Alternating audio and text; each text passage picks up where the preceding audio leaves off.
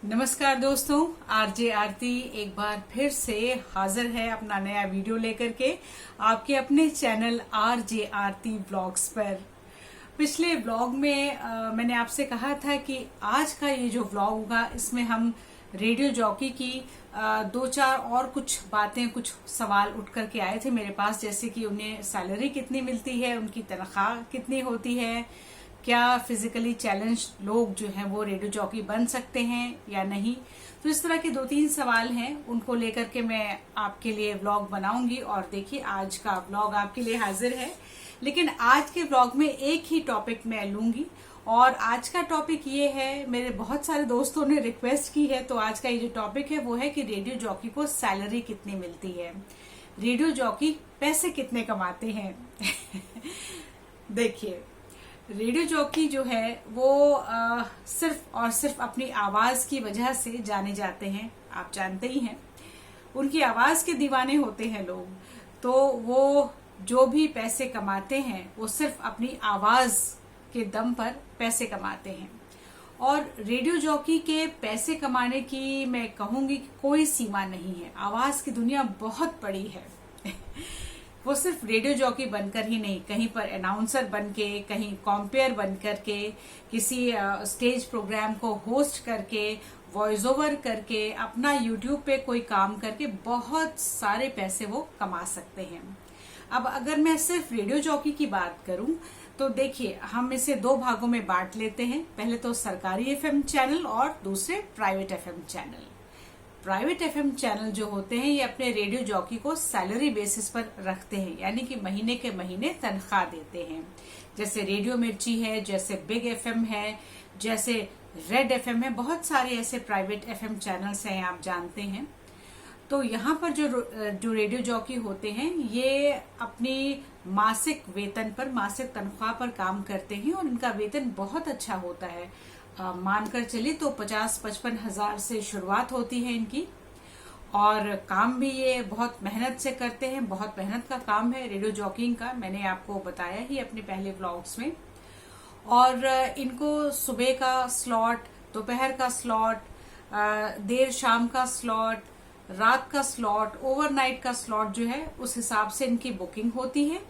और ये आप कह सकते हैं कि 5 से 6 घंटों का एक एक चंक होता है जिसमें ये इनको असाइन किया जाता है ड्यूटी के लिए, और ये मासिक तनख्वाह पर काम करते हैं। शुरुआत इनकी 50-60 हजार रुपयों से होती है, जो मासिक वेतन है इनका। और उसके बाद बढ़ते बढ़ते जब ये सीनियर हो जाते हैं तो फिर आप उसी तरह से समझ लें जैसे किसी कंपनी में कोई कर्मचारी, कोई एम्प्लॉय काम करता है, उसकी तरक्की होती है और उसके पैसे बढ़ते हैं। ये उसी तरह से है। और अगर मैं अब सरकारी एफएम चैनल्स की बात करूं, जैसे कि आकाशवाणी का एफएम गोल्ड चैनल और एफएम रेनबो चैनल, तो ये दो जो चैनल्स हैं ये अपने रेडियो जॉकीज को या रेडियो प्रेजेंटर को मासिक वेतन पर नहीं रखते हैं। इनके जो रेडियो जॉकी होते हैं ये सारे कॉन्ट्रैक्ट बेसिस पर होते हैं। हर महीने कॉन्ट्रैक्ट साइन होता है और उसके बाद उस हिसाब से इन्हें ड्यूटीज मिलती है और इनके पैसों का जो पेमेंट होता है वो उसी तरह से होता है। एफएम रेनबो और आकाशवाणी का एफएम गोल्ड चैनल, इसमें जो रेडियो जॉकीज होते हैं जिन्हें हम प्रेजेंटर्स कहते हैं, इन्हें महीने में मैक्सिमम 6 ड्यूटीज मिलती हैं और किसी भी स्लॉट में इन्हें बुकिंग मिलती है। जैसे सुबह का हो गया, दोपहर का हो गया, शाम, देर शाम, रात, ओवरनाइट में भी 2 चंक्स होते हैं, 12 से 3 और 3 से 6 रात का। तो उस हिसाब से इनकी बुकिंग होती है और इनको पर ड्यूटी के हिसाब से पैसे दिए जाते हैं, जिसकी पेमेंट जो होती है वो 4 या 6 ड्यूटीज जो भी मिली प्रेजेंटर को, तो महीने के अंत में इनको पैसे मिलते हैं और पैसे अच्छे मिलते हैं। और वैसे रेडियो जॉकी जो है ये अपनी ये रेडियो जॉकिंग का ये जो काम कर रहे हैं, ये जो शोज कर रहे हैं एफएम गोल्ड चैनल पर या एफएम रेनबो चैनल पर, इसके अलावा बहुत सारे और तरीके हैं आकाशवाणी से जुड़ करके पैसे कमाने के लिए। आकाशवाणी में और दूसरे चैनल्स भी हैं, जैसे कि इंद्रप्रस्थ है, राजधानी चैनल है, और उसके अलावा जो ईएसडी चैनल है जिसके जो कार्यक्रम है वो हिंदुस्तान से बाहर प्रसारित होते हैं। एक्सटर्नल सर्विसेज डिवीजन है अलग अलग भाषाओं के लिए। और न्यूज सेक्शन है हमारा, जिसमें अंग्रेजी, हिंदी, उर्दू, पंजाबी, अलग अलग भाषाओं की जो खबरें हैं वो प्रसारित होती हैं।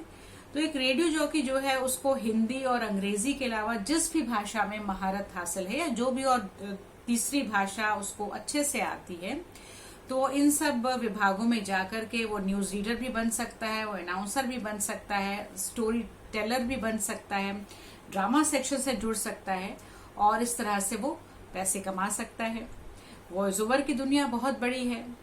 वॉइस ओवर की तो मैं कहूंगी कोई सीमा ही नहीं है पैसे कमाने की, जिसमें हमें छोटे छोटे जो कमर्शियल एड्स होते हैं उसमें आवाज की जरूरत होती है।